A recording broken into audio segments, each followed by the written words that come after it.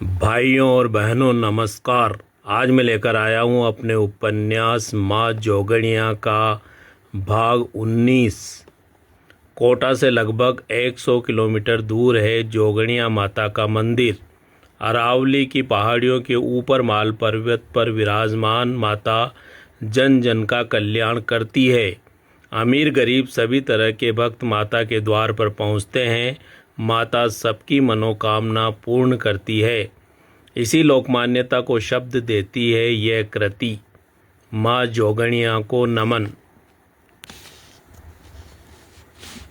आजकल सोम को जब भी जहाँ भी मौका मिलता था वह माँ जोगणिया के स्तुति गीत को गाने की प्रैक्टिस करने लगता। अपने ही द्वारा लिखे हुए गीत की पंक्तियों को वह होठों से गुनगुनाता रहता। जब कमरे में बालू नहीं रहता तब दरवाज़ा बंद करके वह खुलकर इस गीत को गाने लगता। गाते गाते उसकी वाणी में भक्ति रस की धारा का प्रवाह होने लगता। वह भाव विहल हो उठता और उसकी आंखों में माँ जोगणिया के प्रति श्रद्धा छलछला आती। जैसे जैसे रविवार का दिन नज़दीक आ रहा था सोम के हृदय में रोमांच बढ़ता जा रहा था। बार बार उसके मस्तिष्क में आने वाले समय का वह दृश्य मंडराने लगता है जब माता के मंदिर में मांगू बाबा की भजन मंडली के बीच में बैठा वह अपना लिखा गीत गा रहा होता है और उसके मधुर स्वर को सुनकर श्रेया और उसके माता पिता उसके नज़दीक खींचे चले आते हैं। उसकी आवाज़ व गीत के बोलों से प्रभावित होकर ठाकुर माधव सिंह उसे आशीर्वाद देते हैं। इस दृश्य की कल्पना मात्र से ही वह रोमांचित हो उठता और मन लगाकर माँ जोगणिया के गीत को गाने दोहराने लगता। कॉलेज में जब भी श्रेया से उसकी बातचीत होती वह बीच में माँ जोगणिया की बात अवश्य करता। रविवार के दिन वह अपने माता पिता के साथ देवी के दर्शन करने जोगणिया माता आ रही है उसके मुंह से ये बात सुनकर वह प्रसन्न हो जाता। इसी रोमांचपूर्ण मन स्थिति में समय जल्दी गुजर गया। सोम के गांव जाने का दिन शनिवार आ गया। आज कॉलेज की छुट्टी होते ही सोम गेट पर आ खड़ा हुआ। थोड़ी देर बाद ही अपनी 3-4 सहेलियों के साथ श्रेया भी गेट पर आ खड़ी हुई। धीरे धीरे सोम श्रेया के नज़दीक पहुंचा और विनयपूर्वक बोला, कल तुम जोगणिया माता आ रही हो न श्रेया? हाँ सोम, मम्मी डैडी के साथ मैं कल सुबह तुम्हारे गांव आ रही हूँ। तुम मेरे स्वागत के लिए तैयार रहना। यह बोलते हुए श्रेया हंस पड़ी। उसके साथ उसकी सहेलियां भी खिलखिलाकर हंसने लगी। सोम सक पका गया। एक बार फिर वह सहजतापूर्वक बोला, माँ जोगणिया के मंदिर पर मैं आप लोगों का इंतज़ार करूँगा। इसी समय लंबी होंडा कार सड़क के किनारे आ खड़ी हुई। श्रेया ने अपनी सहेलियों से विदा ली और वह कार की ओर बढ़ गई। कार में बैठकर उसने एक बार सोम की आंखों में देखा। दोनों के होठों पर मुस्कान उभर आई। धीरे धीरे कार आगे सरकने लगी। सड़क पर खड़ा हुआ सोम दूर जाती हुई कार को एकटक देखता रहा। कुछ क्षणों में कार उसकी नज़रों से ओझल हो गई। वह मुड़ा और तेज कदमों से हॉस्टल की ओर चल पड़ा। कमरे में पहुंचते ही सोम गांव जाने की तैयारी करने लगा। जल्दी जल्दी उसने कपड़ों को तह करके बैग में जमाए। पढ़ने के लिए 1-2 किताबें रखी और माँ जोगणिया के स्तुति गीत लिखे कागज़ को बुशर्ट की जेब में रखा। इसी समय बालू भी कमरे पर आ गया। सोम को गांव जाने की तैयारी करते हुए देखकर उसकी भी घर जाने की इच्छा जाग उठी। अपना बैग निकालकर वह भी तैयार होने लगा। थोड़ी देर बाद दोनों ने अपने अपने बैग कंधे पर टांगे, कमरे के ताला लगाया और दोनों साथ साथ छात्रावास से बाहर निकल गए। चेतक चौराहे पर आकर वे गणेश राम की टी स्टॉल पर रुके। सुबह से अभी तक दोनों ने कुछ नहीं खाया था। दोनों के पेट चिपके हुए थे लेकिन आज भूख उन्हें महसूस नहीं हो रही थी। दोनों के हृदय गांव जाने की खुशी से लबालब हो रहे थे। बालू के मन में पुष्पा से मिलने की खुशी थी और सोम के मन में भीलड़ माँ से मिलने की खुशी भरी हुई थी। इसके अलावा सोम के लिए सबसे बड़ी खुशी की बात थी कि कल श्रेया सिंह और उसके माता पिता माँ जोगणिया के दर्शन करने जोगणिया माता आने वाले हैं। यह विचार मन में आने मात्र से ही सोम का मन बार बार रोमांचित हो रहा था। गणेश राम के टी स्टॉल पर खड़े खड़े ही दोनों ने एक एक कप चाय सुड़की और चाय के पैसे चुकाकर वे फिर आगे बढ़ गए। उनके कदमों में तेज गति आ गई। 4 बजते बजते सोम और बालू चित्तौड़गढ़ बस स्टैंड पर पहुंच गए। बालू के गांव जाने वाली बस स्टैंड पर खड़ी थी। सोम से विदा लेकर वह बस में जा बैठा। सोम प्लेटफॉर्म नंबर 3 पर आ खड़ा हुआ और बस की प्रतीक्षा करने लगा।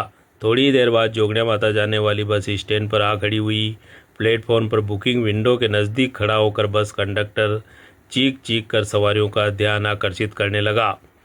जोगनिया माता बुकिंग विंडो से टिकट लेकर सोम बस में आ बैठा। कुछ ही समय में बस सवारियों से खचाखच भर गई। चाय पानी पीकर ड्राइवर कंडक्टर भी बस में चढ़ गए। बस स्टार्ट होते ही कंडक्टर ने सीटी बजा दी। धीरे धीरे बस आगे सरकी और स्टैंड से बाहर निकल गई। रात के 8 बजे बस जोगनिया माता पहुंची। बस में से नीचे उतरकर सवारियां इधर उधर बिखर गई। सोम तेज कदमों से अपने घर की ओर चल पड़ा। घर में प्रवेश करते ही सोम भिलन माँ से लिपट गया। माँ ने स्नेहपूर्वक सोम के सिर पर हाथ रखा और उसे गले लगा लिया। थोड़ी देर तक खाट पर बैठकर दोनों माँ बेटे बातें करते रहे। फिर भिलन माँ ने चूल्हा जलाकर डेगची में चाय उबाली। चाय पीकर सोम खड़ा हो गया। माँ, मैं जोगनिया माता के दर्शन करके अभी आता हूँ। क्या बात है बेटा, तू अभी तो आया है और अपनी माँ को छोड़कर माँ जोगनिया के दर्शन करने चल पड़ा है। ऐसी बात नहीं है माँ, मैं तुझे छोड़कर कहाँ जाऊँगा। कल रविवार है, नवरात्रा का पहला दिन। मैं हमारी भजन मंडली की व्यवस्था देखकर अभी वापस लौट आऊँगा माँ। ठीक है, तू जा, लेकिन जल्दी लौट आना बेटा, नहीं तो रोटियाँ ठंडी हो जाएंगी। तू चिंता मत कर, मैं अभी लौट कर आता हूँ माँ। यह कहते हुए सोम घर से बाहर निकल गया। तेज कदमों से चलता हुआ वह माँ जोगनिया के मंदिर में पहुँच गया। आरती के बाद मंदिर में भक्तों की भीड़ कम हो गई थी। घंटी बजाकर उसने माता को ढोक लगाया। फिर वह फर्श पर बैठ गया और हाथ जोड़कर माता से प्रार्थना करने लगा कि हे माँ, तू कल श्रेया और उसके माता पिता को अपने द्वार पर अवश्य बुला लेना। मुझे शक्ति देना माँ कि मैं तेरे स्तुति गीत को पूरी तन्मयता से गा सकूं, जिसे सुनकर ठाकुर माधव सिंह प्रसन्न हो जाए। आंखें मूंदकर कुछ समय तक सोम माता के चरणों में बैठा रहा। एक बार फिर माँ जोगनिया को ढोक लगाकर वह खड़ा हो गया। माता से विदा लेकर वह मंदिर की सीढ़ियाँ चढ़ गया। जोगनिया माता गांव की बस्ती में रात का सन्नाटा पसरने लगा था। दिन भर के थके हारे लोग ठंड में अपने अपने घरों में दुबक कर सोने की तैयारी करने लगे थे। सुनसान गलियारों में से निकलकर सोम मांगू बाबा के द्वार पर पहुंच गया। घर के अंदर मांगू बाबा हारमोनियम पर किसी भजन का रियाज कर रहे थे।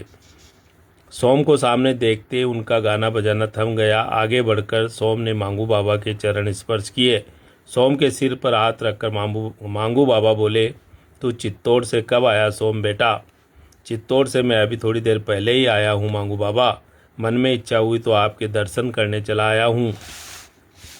यह तो बहुत अच्छी बात है बेटा। इस गांव में बहुत कम लोग हैं जो मुझसे मिलने आते हैं। हाँ, मेरे पास बैठ जा और सुना, तेरी पढ़ाई कैसी चल रही है? तेरी माँ कैसी है?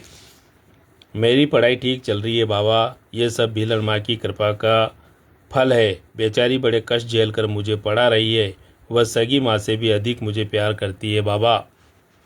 सोम की यह बात सुनकर मांगू बाबा चौंक पड़े। उनके बूढ़े मस्तक पर बल पड़ गए।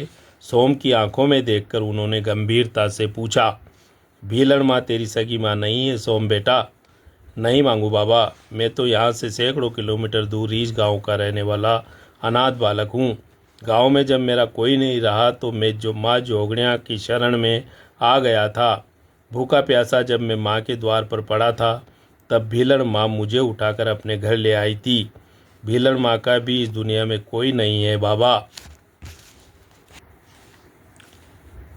यह तो बड़ा अच्छा हुआ सोम कि उस बेचारी को भी तेरा सहारा मिल गया है। तेरी भीलन माँ को मैंने पहले कभी इस गांव में नहीं देखा। लगता है वह दुखियारी भी कुछ समय पहले ही यहाँ आकर बसी है। तुझे सहारा देकर उसने बड़ा अच्छा काम किया है सोम। बड़ा होकर तू भी माँ का ख्याल अवश्य रखना बेटा। हाँ मांगू बाबा, पढ़ लिख कर मैं नौकरी लग जाऊँगा और फिर माँ के सारे कष्ट दूर कर दूँगा। माँ जोगनिया तुझे अवश्य सफलता देगी बेटा। कल नवरात्रा का पहला दिन है। माता के मंदिर पर भक्तों की ज़्यादा भीड़ रहती है। इस दिन शहर के बड़े बड़े लोग माता की पूजा अर्चना करने आते हैं। मैं चाहता हूँ कि कल हम ऐसा गाएं बजाएं कि लोग माता की भक्ति में झूम उठे। सोम बेटा, अब तू घर जाकर जल्दी सो जा और सुबह जल्दी तैयार होकर यहाँ पहुँच जाना। आप चिंता मत कीजिए मांगू बाबा, मैं समय से पहले ही यहाँ पहुँच जाऊँगा। यह कहकर सोम मांगू बाबा के घर से बाहर निकल गया। वह अपने घर पहुँचा तो भीलन माँ उसकी प्रतीक्षा कर रही थी। खाने पीने से निपट कर दोनों माँ बेटे खाटों पर सो गए। दिन भर की थकी हारी भीलन माँ को बातें करते करते ही नींद आ गई। मन में बसे हुए रोमांच और प्रसन्नता के मारे सोम को देर रात तक नींद नहीं आई। तो भाइयों और बहनों, ये था मेरे उपन्यास माँ जोगणिया का भाग 19। अगला भाग लेकर मैं फिर शीघ्र ही आपके बीच हाजिर होऊंगा। धन्यवाद।